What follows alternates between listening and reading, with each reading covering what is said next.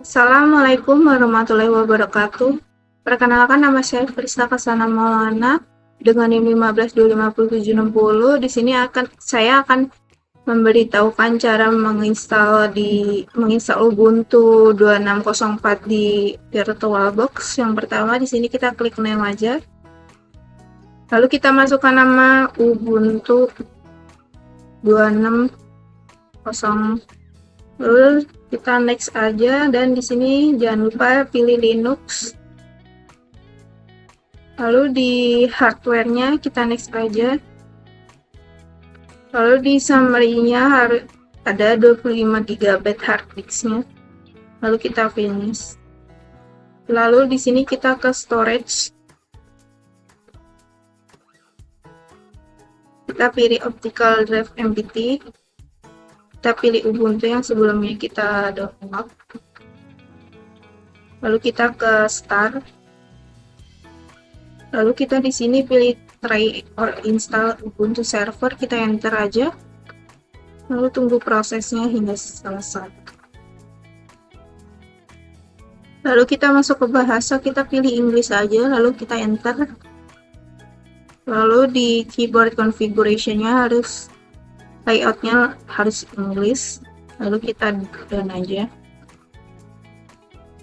Lalu kita down aja di sini. Lalu kita down lagi di network configuration. Lalu di proxy configuration-nya di down aja. Lalu di Ubuntu archive mirror-nya kita down aja. Lalu kita continue. Lalu kita di sini pilih VBox hard disk-nya. Lalu kita down aja. Lalu di storage configuration-nya kita down. Lalu di sini kita langsung ke continue. Lalu di profile configuration-nya kita masukkan nama kita sendiri.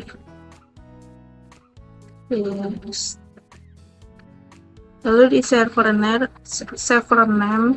kita ketik aja Ubuntu. Lalu kita enter.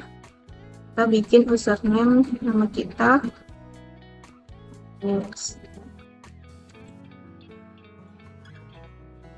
Kita enter, kita bikin password.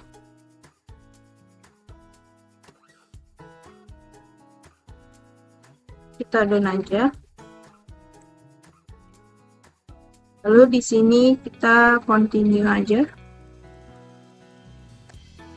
Lalu di SSH configuration-nya kita enter, di install OpenSSH server-nya. Lalu kalau sudah muncul tanda X-nya kita down aja.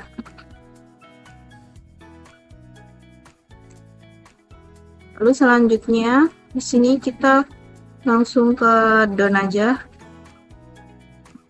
Lalu di sini kita tunggu sampai install selesai. Itu kita di sini pilih reboot now untuk merestart. Lalu kita enter. Lalu di sini kita enter aja. Selanjutnya kita login untuk username yang kita bikin tadi. Enter, kita masukkan password. Lalu di sini sudah ada yang kita bikin Ubuntu-nya.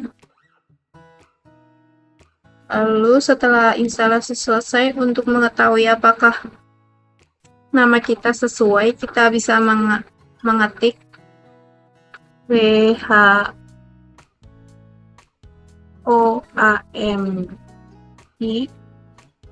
lalu kita enter.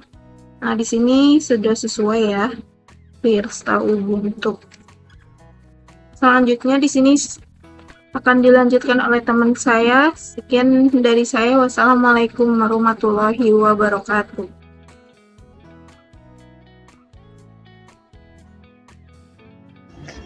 Nah, saya Muhammad Rasya Askia dengan NIM 15250468. Kali ini saya akan menjelaskan bagaimana caranya menghubungkan flash disk ke sistem Ubuntu.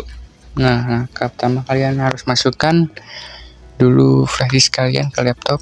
Kita colokin dulu ya guys. Nah, di sini kalian klik OK. Nah, kalian sini ke FM. Nah, kalian remove device, cari habis itu ini udah masuk. Nah, kalian konekin flash disk kalian. Oke. Nah, setelah itu kalian masukin username kalian dan password kalian ya guys. Kita login dulu. Jangan sampai lupa login. Nah, di sini muncul. Nah, kalian habis itu lanjut aja ke langkah selanjutnya. Kalian ketik sudo mkdir spasi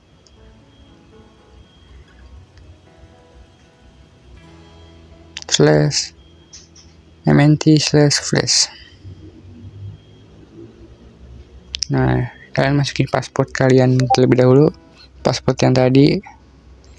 Nah, habis itu kalian lanjut lagi ls spasi /mnt/flash.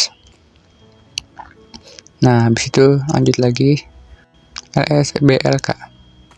Nah, di sini kalian sudah ke detect ya flash disk kalian di sistem Ubuntu-nya. Nah, selanjutnya kalian lanjutkan saja. Ketik sudo mkdir spasi /mnt/flash.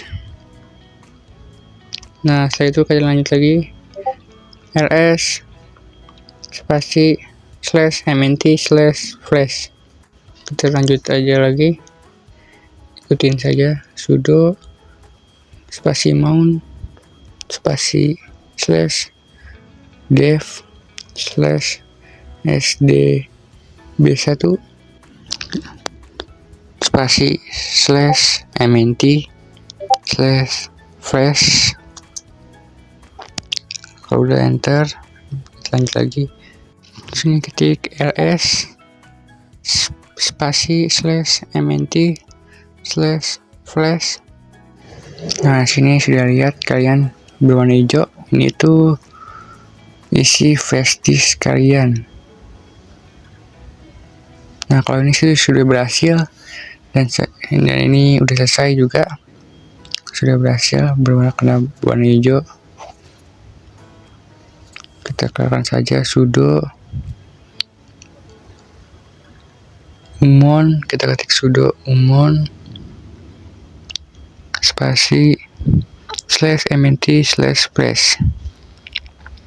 Kita enter, habis itu lanjut lagi, ikutin saja yang saya ketik ls spasi /mnt/flash.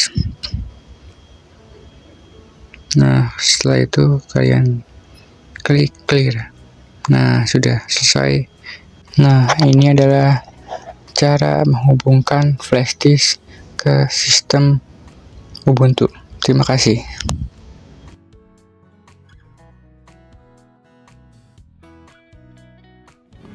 Baik, jadi saya akan mempraktekkan bagaimana cara memodifikasi folder dan file pada Linux server. Pertama-tama kita bikin dulu foldernya dengan mkdir. Oke, sudah dibikin, kita tinggal masuk ke foldernya. Kita cek dulu. Oke, itu sudah. Lalu kita akan membuat file menggunakan touch belajar txt. Kita cek dulu sudah ada. Setelah itu kita akan mengisi txt-nya dengan nano belajar txt. Kita tulis halo saya. Dengan itu kita Ctrl X Y lalu enter. Setelah kita clear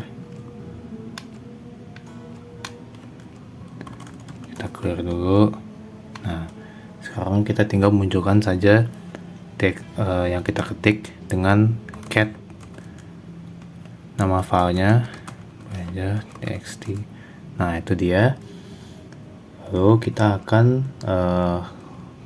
copy file baru dengan cp belajar txt main txt. Nah, kita cek dulu. Sekarang sudah ada 2 file. Kemudian kita akan buat folder baru lagi dengan mkdir kedua. Kita cek, nah, ada folder baru. Nah, setelah itu kita akan masukkan main txt ke folder yang kedua dengan cara dengan kita mengkopinya. Caranya cp main txt kedua. Oke, sekarang kita tinggal cek ls kedua. Nah, sudah ada di folder kedua. Lalu kita akan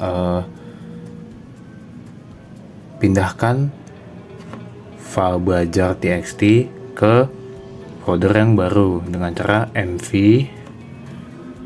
belajar txt kedua / kita cek lagi.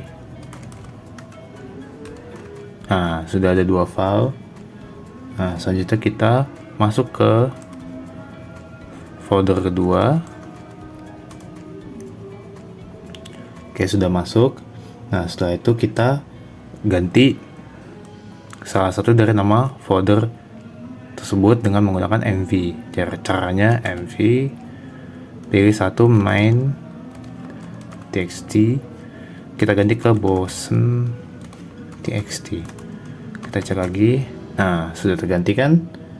Nah, lalu kita akan coba mendelete file tersebut.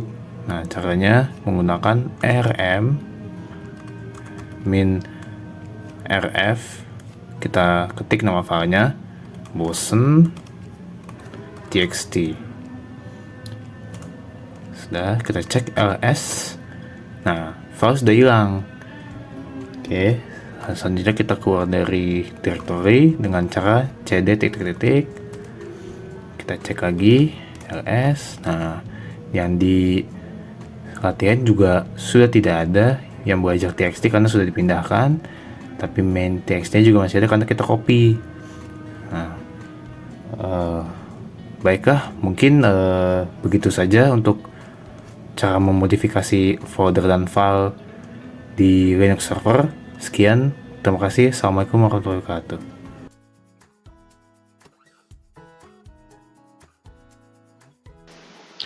Bismillahirrahmanirrahim. Assalamualaikum warahmatullahi wabarakatuh.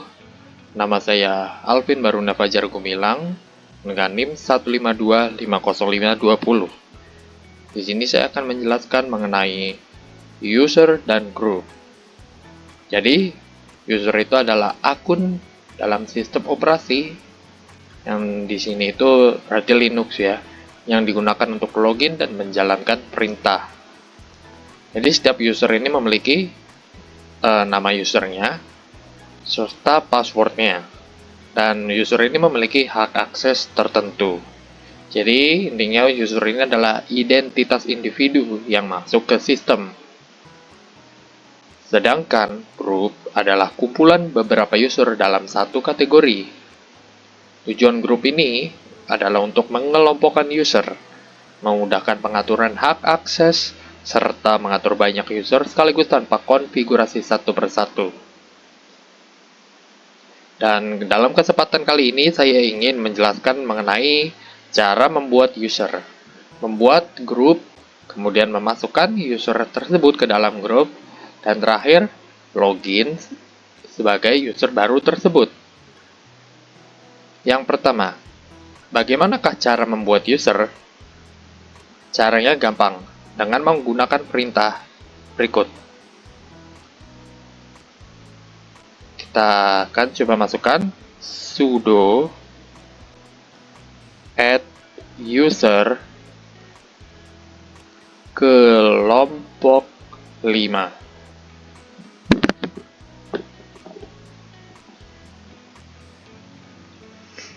Jadi, penjelasan di sini add user itu digunakan untuk membuat user baru.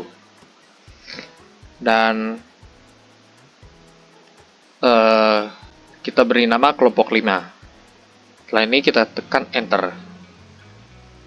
Dan di sini akan dimintai password baru.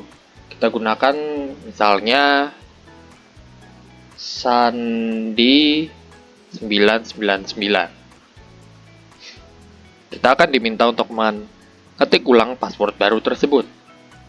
Sandi 999. Dan di sini sistem akan meminta nama lengkap. Kita gunakan saja nama lengkap. Misalnya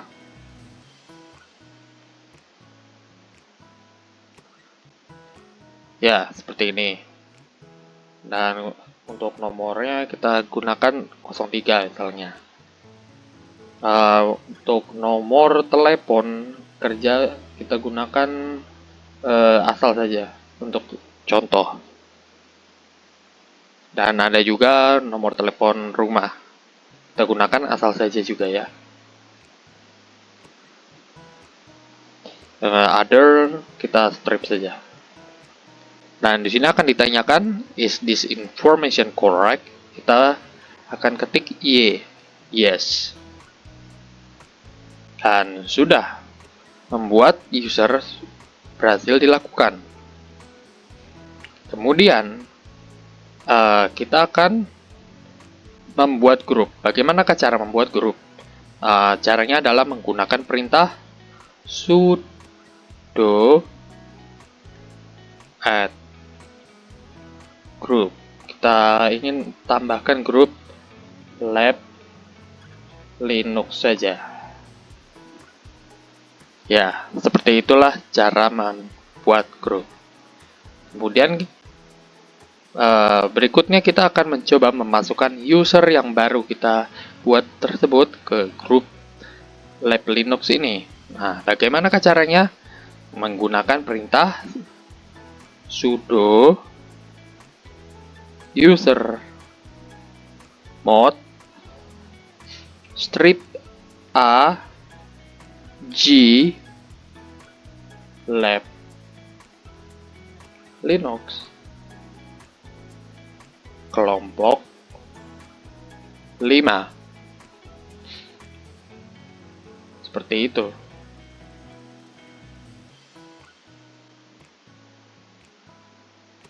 Oh, maaf sebentar. G-nya terlalu banyak satu. Kita akan coba ketik ulang.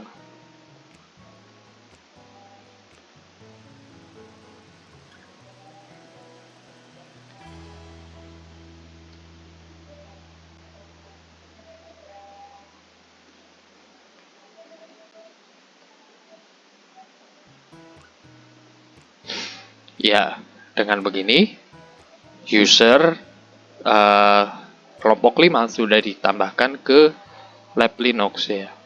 Jadi strip AG ini itu artinya menambahkan. Dan mari kita coba untuk mengecek grup usernya. Kita gunakan perintah ini.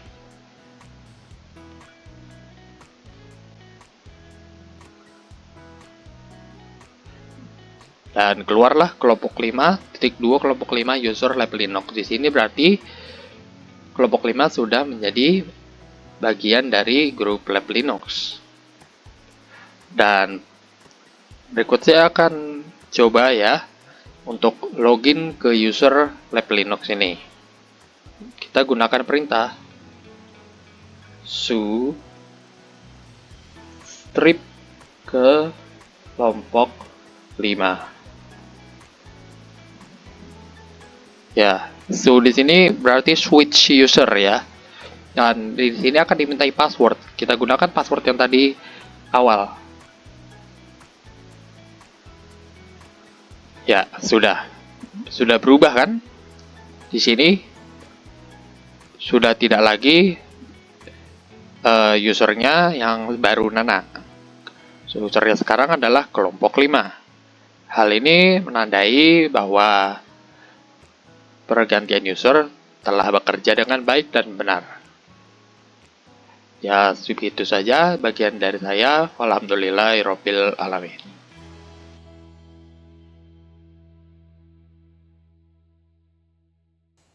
Dalam sistem operasi Linux, setiap file memiliki pengaturan hak akses yang dapat dikontrol.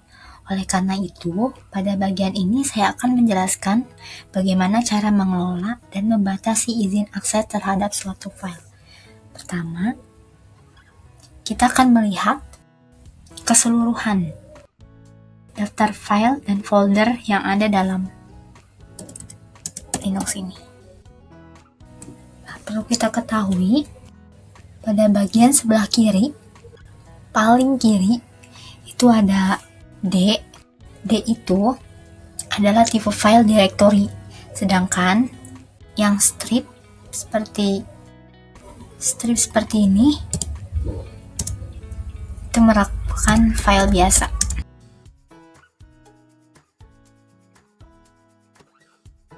Sedangkan yang ada di sebelahnya yaitu RWXR, strip X itu adalah hak akses atau permissionnya yang akan kita ubah, yang akan kita setting. Sedangkan pada bagian paling kanan itu adalah nama file atau folder. Oke, langsung saja saya akan mengubah hak akses atau permission pada file menggunakan perintah chmod. Nah, pada Linux simbol yang digunakan adalah U untuk user atau pemilik file, G untuk group, dan O untuk other. Nah, sedangkan untuk simbol plus adalah untuk menambahkan, dan minus untuk menghapus. Nah, sebelum kita mengubah permission-nya, kita harus mengetahui dulu bahwa terdapat 9 karakter yang menunjukkan hak akses atau permission-nya. Permission ini dibagi menjadi 3 bagian, yaitu untuk owner atau pemilik file, group, dan others atau pengguna lain. Nah, pada contoh ini, 3 karakter pertama yaitu RWX itu merupakan hak akses untuk owner. Huruf R berarti read atau membaca, W berarti write atau menulis, dan X berarti execute atau menjalankan file. Seperti ini. Nah, ini 3 karakter yang terakhir itu merupakan hak akses untuk others atau pengguna lain. Sama seperti group, pengguna lain dapat membaca dan menjalankan file, tetapi tidak dapat menulis atau mengubah file tersebut. Nah, pada perubahan permission menggunakan metode simbolik, terdapat beberapa simbol yang digunakan. Simbol plus ini digunakan untuk menambahkan hak akses, sedangkan untuk simbol plus digunakan untuk menghapus hak akses. Nah, dengan perintah chmod, kita dapat mengatur siapa saja yang dapat membaca, menulis, maupun menjalankan suatu file atau directory sesuai kebutuhannya. Nah, selanjutnya saya akan mencontohkan atau mencoba menambahkan hak akses execute pada file linux1.txt menggunakan perintah chmod.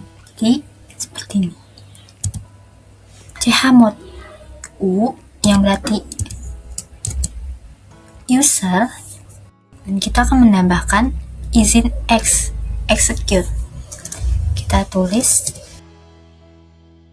kita ketik nama filenya linux1. Nah, pada perintah tersebut huruf U berarti user atau pemilik file. Nah, simbol plus berarti menambahkan hak akses, dan huruf X berarti execute atau menjalankan file. Nah, dengan perintah ini pemilik file diberikan izin untuk menambahkan file linux1.txt. Nah, permission yang digunakan sebelumnya memiliki hak execute akan berubah sehingga user akan mengeksekusi file tersebut. Sekarang kita akan lihat hasilnya di ls build.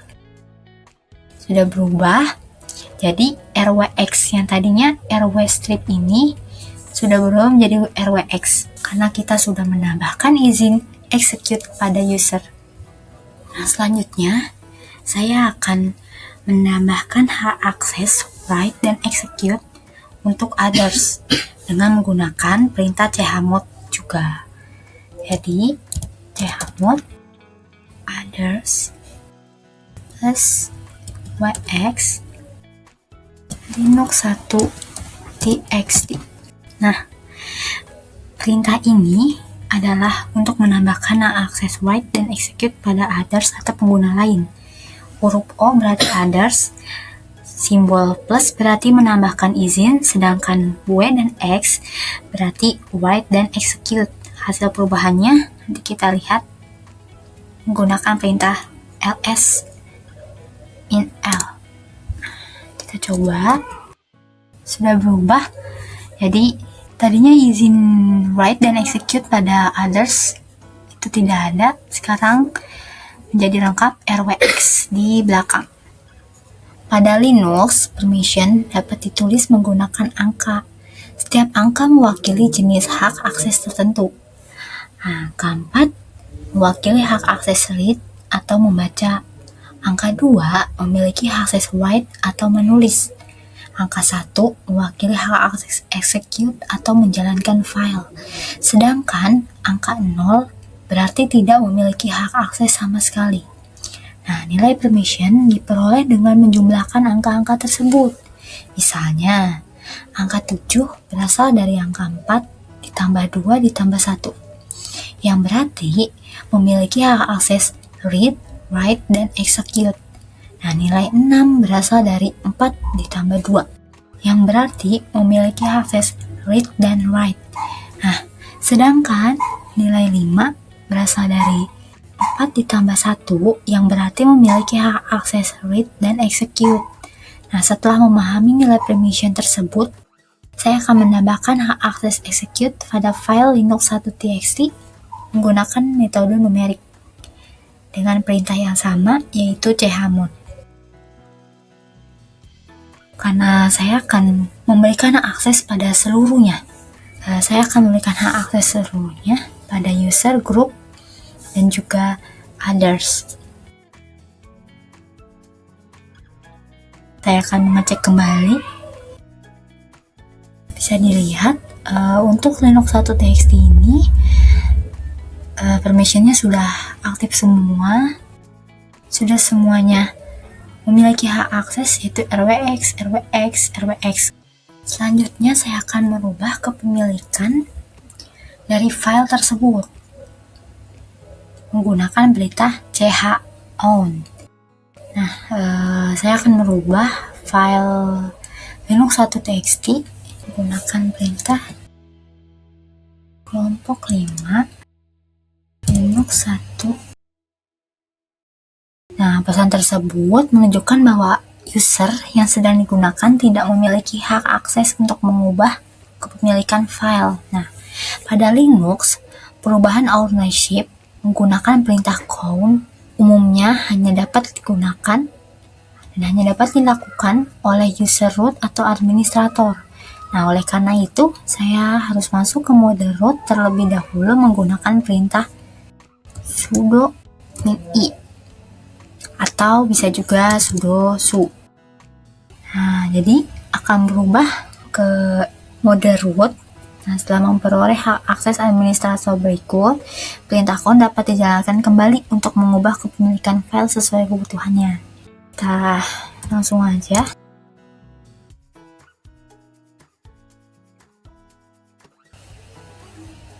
Kita cek ls-l.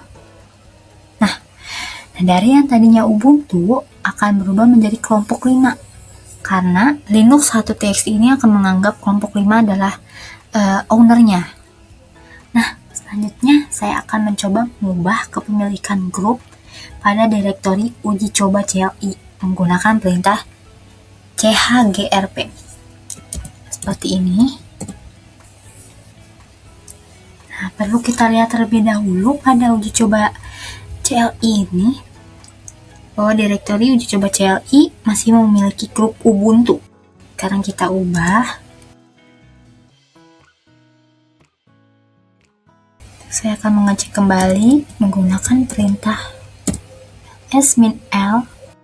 Nah, bisa dilihat bahwa yang tadinya kepemilikan grup itu adalah Ubuntu, sekarang telah berubah menjadi Lab Linux.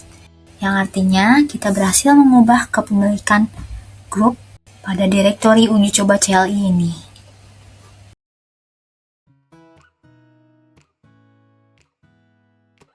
Assalamualaikum warahmatullahi wabarakatuh. Saya Indra Rizky Fadila dan di sini saya akan menjelaskan bagian Apache 2 dan juga pembuatan server. Dan server ini kita menggunakan OpenSSH. Ya, alasan kami menggunakan OpenSSH di sini lebih simpel dibanding FTP server. Oke, yang pertama kita pastikan dulu internet kita dicek di network ini, network setting. Nah, attach to-nya ini ganti dari NAT menjadi bridge adapter. Di advance-nya kita allow all. Nah, fungsinya kalau NAT tadi itu Ubuntu kita masih dalam jaringan lokal dan kita membutuhkan akses ke luar jaringan, itu internet. Nah, dengan itu kita harus merubah settingannya menjadi bridge adapter agar Ubuntu ini mendapatkan alamat IP supaya bisa berinteraksi dengan jaringan luar. Oke, selanjutnya kita sudo apt update. Nah, ini tuh fungsinya untuk melihat sistem Ubuntu-nya ini apa saja sih yang baru dari segi keamanan, apakah ada patch baru atau fitur baru. Dia akan mengecek. Ini hanya mengecek ya, dia tidak mendownload, tidak menginstal. Seperti merefresh ibaratnya. Melihat apa yang lebih baru yang tersedia. Nah, di sini sudah ada ya. Ada 63 paket ditemukan yang bisa di-upgrade. Nah, sekarang kita upgrade. Sudo apt upgrade. Nah, kalau yang upgrade ini baru dia itu menginstal, mendownload paket-paket yang bisa di-upgrade tadi. Yang setelah kita cek dari apt update. Nah, di sini sudah selesai ya untuk upgrade-nya. Sekarang kita install Apache 2-nya. Apache 2. Sini yes. Nah, setelah itu kita install sudo apt install OpenSSH strip server. Kita yes lagi. Nah, tadi kan kita sudah install ya dua aplikasinya, yaitu Apache 2 dan OpenSSH server. Untuk membuktikannya apakah aplikasinya benar-benar sudah terinstall atau belum, kita pakai perintah sudo ufw app list. Nah, jadi benar ya, available application-nya dia ada Apache dan OpenSSH. Lalu kita cek juga nih untuk statusnya, status dari izin firewall-nya, sudo ufw status. Nah, di sini masih inaktif ya. Kita coba tambahkan dulu saja aksesnya dengan perintah sudo ufw allow apache full. Setelah itu kita tambahkan juga untuk akses port dari OpenSSH. OpenSSH. Nah, setelah itu tadi kan masih inaktif ya. Untuk UFW-nya ini kita enable. Sudo UFW enable. Nah, ini sudah ya, firewall is active and enable on system startup. Kita cek menggunakan sudo UFW status.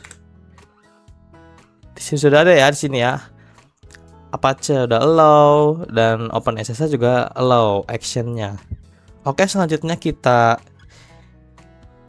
cek apakah Apache 2-nya sudah aktif atau running dengan sudo systemctl status Apache 2. Nah, di sini sudah ya, sudah aktif, running, dan juga statusnya dia loaded. Jadi ini tidak perlu lagi di enable, tidak perlu di start kayak gitu. Sekarang kita coba cek untuk open SSH-nya. Di sini menggunakan SSH saja ya. Tadi juga sama, dia juga udah aktif, udah loaded juga. Nah, kalau sudah kayak seperti ini, itu sudah bisa digunakan. Kita coba dari Apache-nya dulu. Sebelum itu kita cek IP kita. IP kita itu berapa alamat IP-nya dengan IP A. Nah, kita cek yang di kedua, yaitu Ethernet. Di bagian inet 192.168.1.8. Coba kita ke Chrome. Lalu kita ketik tadi alamat IP-nya 192.168.1.8.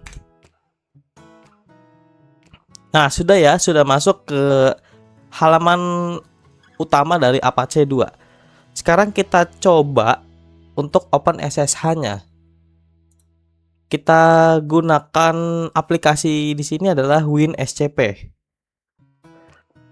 Nah, di sini kita sudah masuk ya ke WinSCP. Dan kita delete dulu nih session yang pertama. Nah, ini kita pilih yang SFTP ya dari beberapa pilihan ini. Lalu hostname-nya ini adalah alamat IP Ubuntu kita tadi yang sudah dicek, yaitu 192.168.1.8. Portnya kita menggunakan default ya, dia tidak diubah. Defaultnya adalah 22. Username-nya tadi saya buat Indra, passwordnya 1. Kita coba login. Kita update. Nah, di sini sudah ada ya. Dan file saya di sini tuh kosong. Kita coba buktikan. Apakah benar kosong dengan ls list? Ya benar kosong ya, tidak ada apa-apa ya. Kita coba balik lagi ke WinSCP. Kita coba mindahin file txt dari laptop saya ke Ubuntu servernya. Kita coba pindahin ini txt. Kita drag and drop saja. Nah, ini dia otomatis ke copy ya. Kita coba cek ls, apakah ada file txt-nya. Coba kita baca apa isi dari txt tersebut dengan menggunakan cat text.txt. Nah, isinya di sini A B C D E F G, itu huruf isinya. Coba kita cek apakah benar dia isinya itu.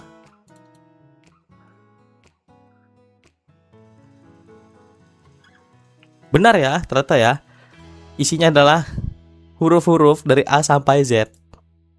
Dan kita dari WinSCP ini juga bisa membuat file dari sini dengan klik kanan, pilih new, dan juga file. Nama file bebas, misalkan kita buat ok.txt. Nah, di sini bisa kita langsung ketik langsung. Misalkan 12345678990. Kita save, Ctrl S, lalu kita close. Kita coba cek sekarang dengan ls. Ada ya filenya ok.txt. Lalu kita coba cek isinya apakah sesuai yang kita buat tadi. Adalah isinya angka. Berikut penjelasan dari saya mengenai Apache 2 dan juga OpenSSH server. Terima kasih. Wassalamualaikum warahmatullahi wabarakatuh.